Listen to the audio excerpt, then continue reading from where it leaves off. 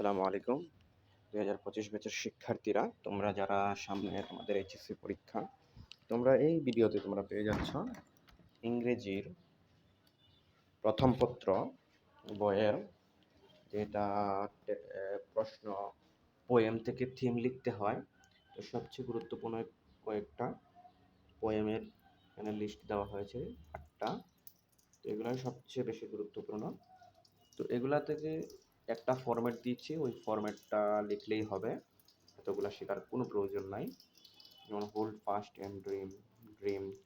তো যদি এটা আসে টপিকের জায়গায় শুধু তোমরা ড্রিম লিখবা। বলো বলো, ব্লো ব্লো, ডো রাইডার যদি আসে তো তোমরা টপিকের জায়গায় ফ্রেন্ডশিপটা লিখবা। Under the green wood trees যদি আসে তো টপিকের জায়গায় ফ্রেন্ডশিপ উইথ নেচার লিখবা। টাইম ইউ ওল্ড গিসপিম্যান যদি আসে ভ্যালু অফ টাইম লিখবা টপিকের জায়গায়। আই ডিড ফর বিউটি যদি আসে বিউটি লিখবা টপিকের জায়গায়।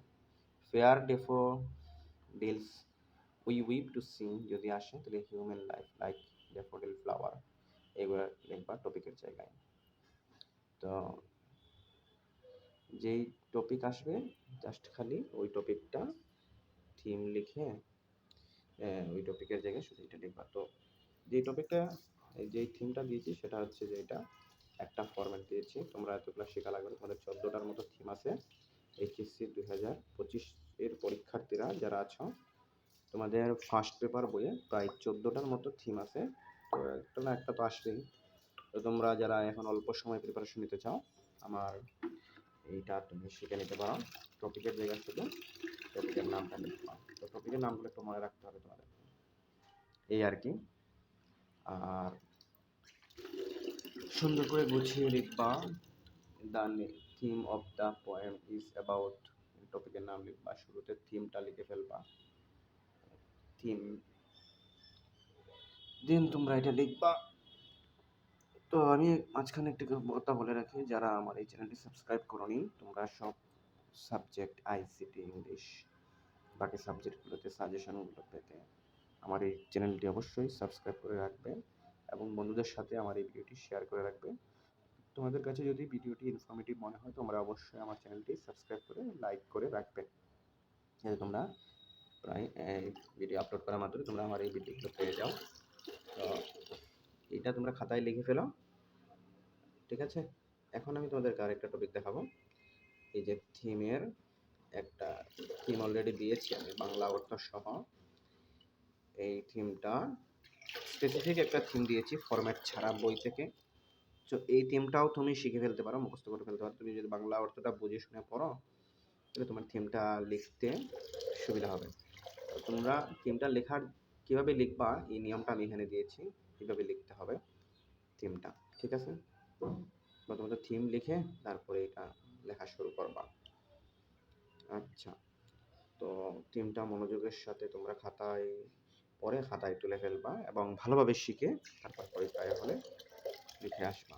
তো প্রথমত আমি থিমের উপরে দিয়েছি আরেকটা থিম দিয়ে দেখো, যেটা হচ্ছে হোল্ড ফাস্ট টু ড্রিমস, এটা ইউনিট 10 লেসন 2।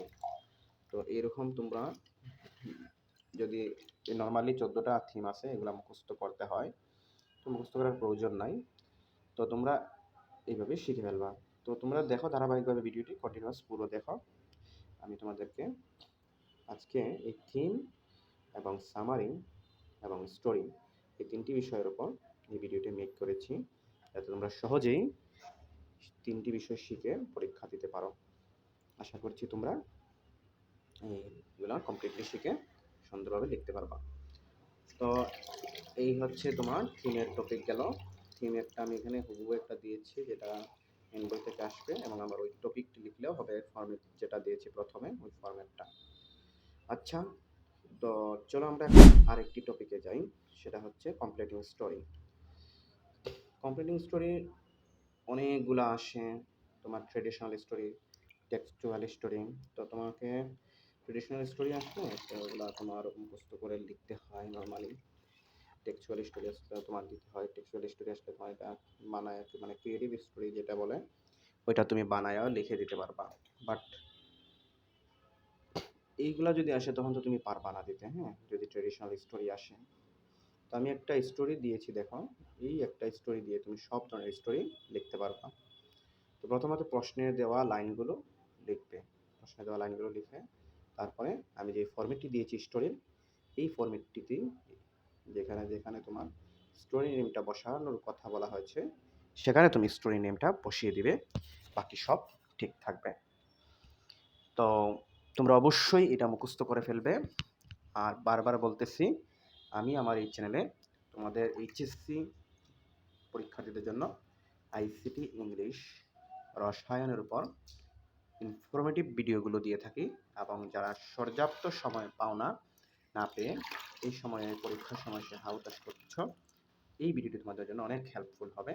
এবং আমি প্রথমত যেই থিমের ফরম্যাটটি দিয়েছি, এখন স্টোরির ফরম্যাটটি দেখতে পারতেছ, এই এক ভিডিওতে তোমাদের কাভার হয়ে যাচ্ছে। তো তোমরা এই থিমটা শিখে ফেলবা, খাতার মধ্যে লিখে ফেলবা, লিখে মুখস্থ করে নিলেই এই একটা স্টোরি শিখলেই হয়ে যাবে, তুমি পুরোপুরি মার্কস পাবা নিঃসন্দেহে। ঠিক আছে? তো ফরম্যাটটা শিখে দেখো, লাস্টে দিকে তোমাকে স্টোরি নেম লিখতে হবে গল্প অনুযায়ী, কয়েক লাইন লিখলেই তুমি যদি পারো তুমি ক্রিয়েটিভিটি খাটায় লিখে ফেলবা।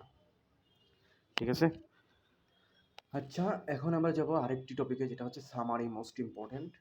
তো সামারি লেখার জন্য এই শর্টকাট টেকনিকটা তুমি অ্যাপ্লাই করতে পারো। ঠিক আছে? যে কোনো কবিতা থেকে যদি সামারি বলে, তখন তুমি এই শর্টকাট টেকনিকটা অ্যাপ্লাই করলেই হয়ে যাবে। তো আজকের এই ভিডিওতে তোমাদেরকে আমি প্রথমত হচ্ছে থিম, স্টোরি এবং সামারি, এই তিনটি গুরুত্বপূর্ণ টপিক নিয়ে আলোচনা করেছি। তোমরা এগুলো খাতায় তুলে শিখে ফেলবা। ঠিক আছে? তো এইচএসসি 2025 পরীক্ষার্থীরা, তোমরা তোমাদের পরীক্ষার সময় একদমই নেই বললেই চলে। তোমরা, আশা করছি আমার এই ভিডিওটি ইনফরমেটিভ হয়েছে এবং তোমরা শিখে ভালোভাবে পরীক্ষা দাও, এই আশা ব্যক্ত রাখছি তোমাদের প্রতি। এবং তোমরা অবশ্যই আমার চ্যানেলটি সাবস্ক্রাইব করবে এবং ভিডিওটি লাইক করবে, শেয়ার করবে, তোমার টাইমলাইনে শেয়ার করে রেখে দিবে এবং তোমার প্রিয় বন্ধুদের কাছে শেয়ার করে পৌঁছে দিবে।